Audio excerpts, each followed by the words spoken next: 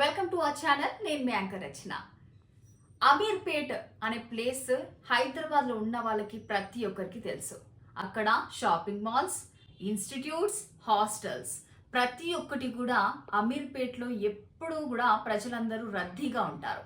మరి అసలు అమీర్పేట్ పేరు ఎలా వచ్చిందో మీకు తెలుసా? దాని చరిత్ర ఏంటో మీకు తెలుసా? ఆ విషయాలు ఇప్పుడు తెలుసుకుందాం. 1900 ప్రాంతంలో హైదరాబాద్ను పాలిస్తున్న 6వ నిజాం మీర్ మెహబూబ్ అలీ ఖాన్ తనకు అత్యంత విశ్వాసపాత్రుడైన జాగీర్దార్ అమీర్ అలీకి ఈ ప్రాంతంలోని విస్తారమైన భూమిని బహుమతిగా ఇచ్చారు. ఆ రోజుల్లో ఈ ప్రాంతం నేటిలా రద్దీగా ఉండేది కాదు. చుట్టూ పచ్చని చెట్లు, చిన్న చిన్న చెరువులు, చల్లని వాతావరణం, ఇలా ప్రకృతి అందాలతో నిండిన ప్రశాంతమైన ప్రాంతంగా ఉండేది.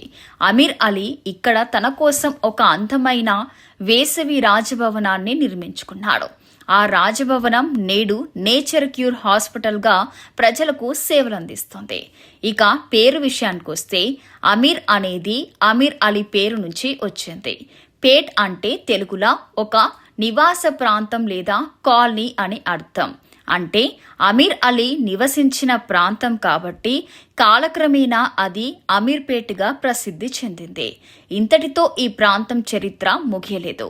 నిజాం కాలంలోనే ఇక్కడ దేశంలోని తొలి ఖగోళ పరిశోధన కేంద్రాలలో ఒకటైన నిజామియా అబ్జర్వేటరీ కూడా ఏర్పాటు చేశారు. ఖగోళ పరిశోధనలో ఇది ఒక ముఖ్యమైన కేంద్రంగా గుర్తింపు పొందింది. భారత స్వాతంత్ర్యం తర్వాత ఈ ప్రాంతంలోని భూములు క్రమంగా విభజించబడి అనేక కుటుంబాలు ఇక్కడ స్థిరపడ్డాయి.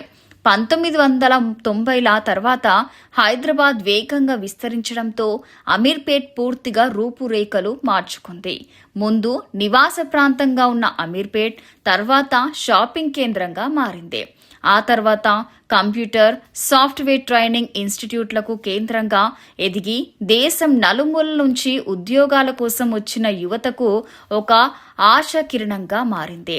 కాబట్టి నేడు మనం చూసే ఈ సందడిగా ఉండే అమీర్పేట్ పేరు ఒక జాగీర్దార్ అయిన అమీర్ అలీ పేరుతో ఏర్పడింది. ఒకప్పుడు పచ్చని అడవులు, రాజభవనాలతో ఉన్న ఈ ప్రాంతం నేడు లక్షలాది మంది కలలకు చిరునామాగా మారింది. ఇదే అమీర్పేట్ పేరుకు సంబంధించిన ఆసక్తికరమైన చరిత్ర. సో విన్నారు కదా, ఇంకెందుకు లేట్ చేస్తున్నారు? ఈ అమీర్పేట్ చరిత్ర గురించి మీ ఫ్రెండ్స్ కి కూడా షేర్ చేయండి.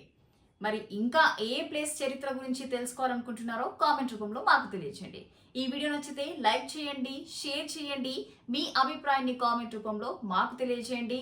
అలాగే సబ్స్క్రైబ్ చేయడం మాత్రం అస్సలు మర్చిపోవద్దు. Thank you.